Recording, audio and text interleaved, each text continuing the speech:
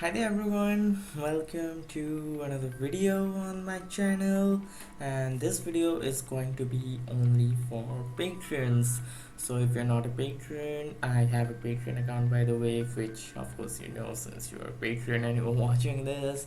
But if you're a patron, only you are going to watch this, and this is my first Patreon exclusive video, and the primary reason I'm not uploading this video publicly is because it's very highly controversial, and especially in India it's going to like just create a huge storm if it gets out in public.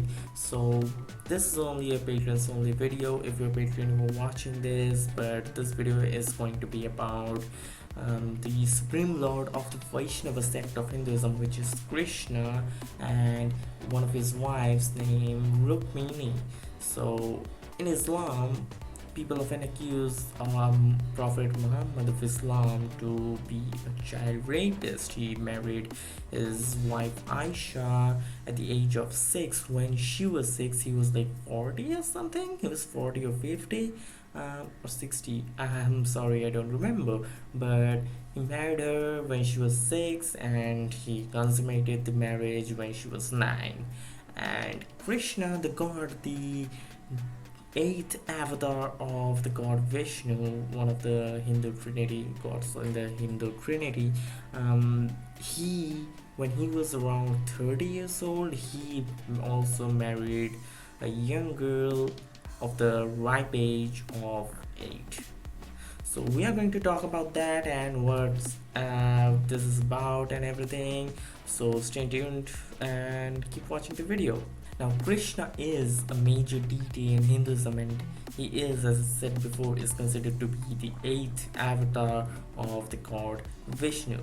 Now the god Vishnu is one of the gods in the trinity of Hinduism. Vishnu is the preserver or the protector, Brahma being the creator and Shiva being the destroyer. Now in certain texts, Krishna is referred to as the supreme being. Like these are mostly Vaishnava texts, which are this sect is dedicated to worshipping Vishnu as the top god, and since Krishna is Vishnu, is the avatar of Vishnu, he is considered as the supreme being or the supreme lord, and he is addressed as such. And one of those texts is the Bhagavad Gita, which is actually arguably the most important text in Hinduism today. Now Krishna's kingdom is supposed to be Dwarka. Now it is considered one of the holiest sites of Hinduism, and it's also a site for pilgrimage. It's one of the most ancient cities according to Hinduism, and as I said, is one of the holiest pilgrimage sites for Hindus today as well. Now several Hindus just visit this place to achieve moksha, which is a concept in Hinduism which I am not going to delve into in this video. Now Krishna is considered by many Hindus to be an ideal man alongside Ram. Krishna, as I said, is the 8th avatar of Vishnu, is considered to be the 8th avatar, and Ram is the 7th in Hinduism. So both of them, they're like considered as the ideal man.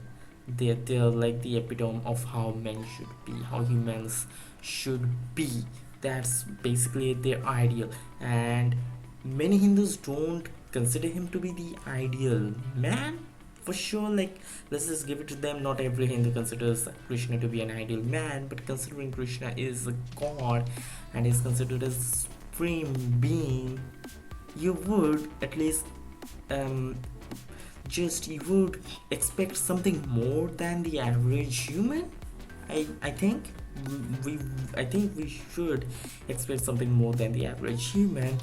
While Krishna was like mischievous during his childhood days, at least as an adult, he should be better, way better, far better than the average adult, right? Well, let's see how he was.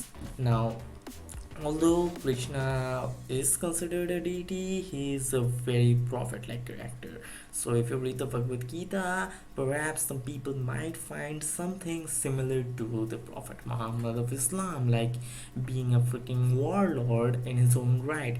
So yeah, I do consider Krishna to be a warlord in his own right. Now there's several verses in the Gita which can very easily be justifying mindless genocide of people for religious reasons.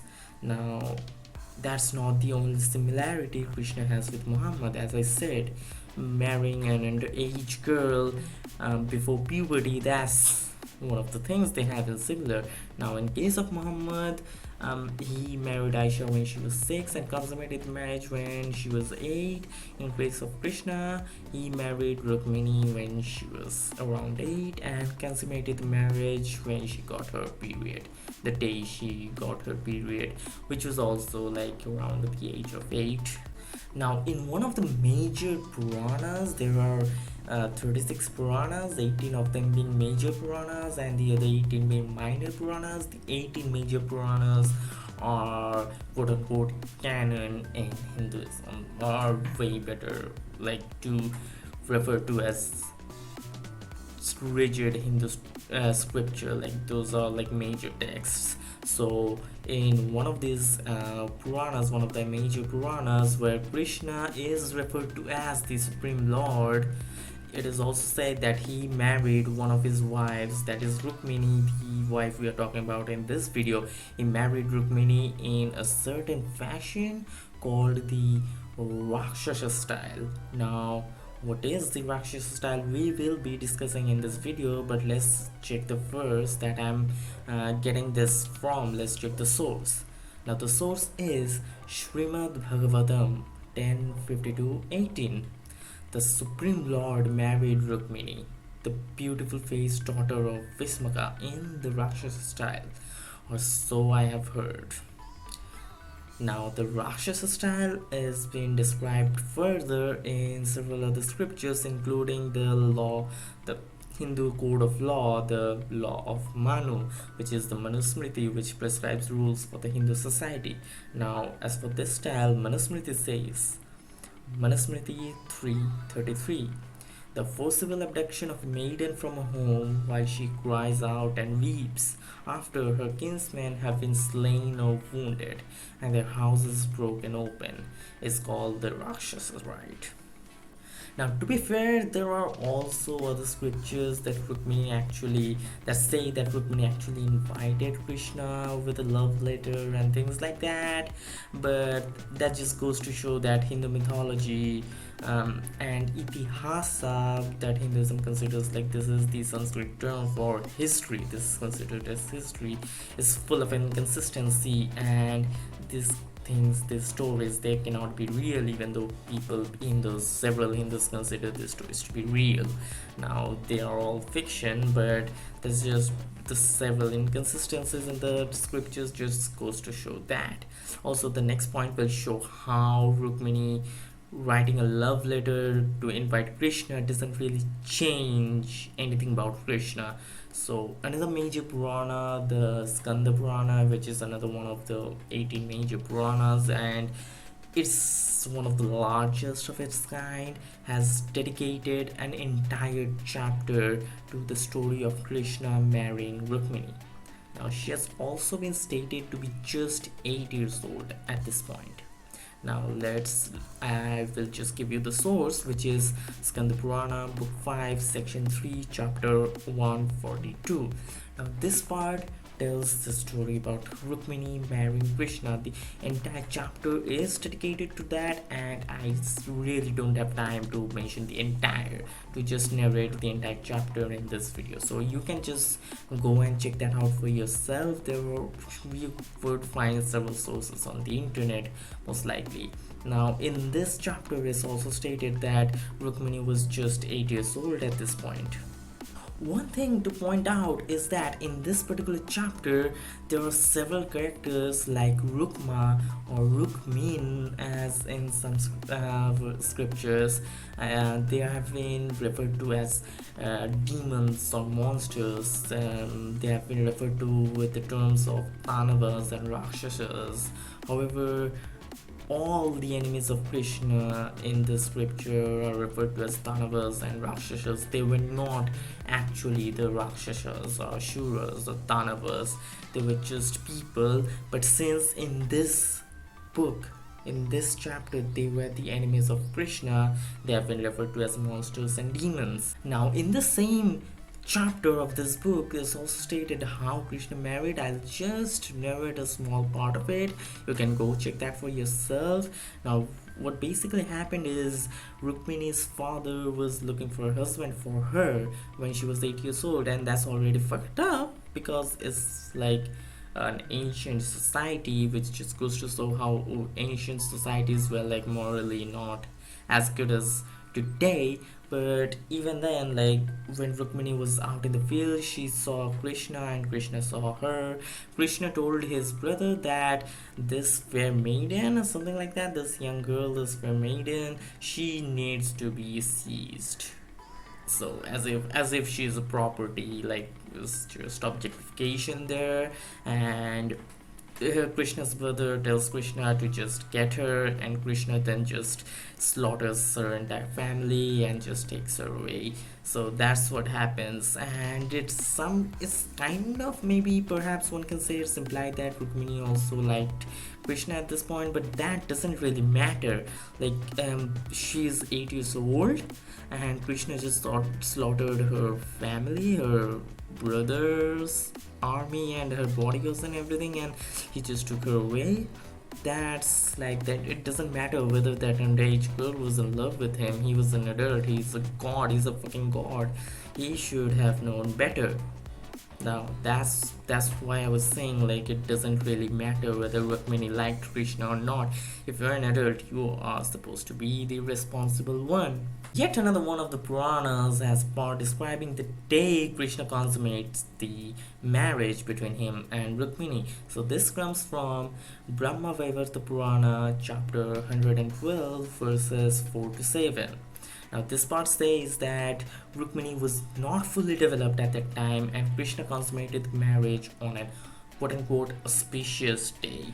Now, let me just narrate this few verses to you. So these verses go like Brahma Vaivarta Purana, chapter 112, verses 4 to 7.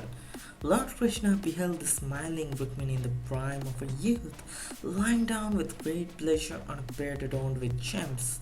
She was not yet fully developed and had just attained puberty. She had just ceased to be a newly married bride, so she was abashed at the idea of the sexual intercourse just begun or about to be commenced. Her body was decked with the ornaments constructed with invaluable gems. Her hand held a looking glass of gem. Her forehead was adorned with marks of vermilion, and the lovely chin on her head with wreaths of jasmine. Rukmini, the daughter of Vismaka, as soon as she saw Krishna, bowed before his feet. Later on, Lord Krishna committed sexual intercourse with her at an auspicious moment. The goddess Rukmini was filled rapturous at the act and fainted.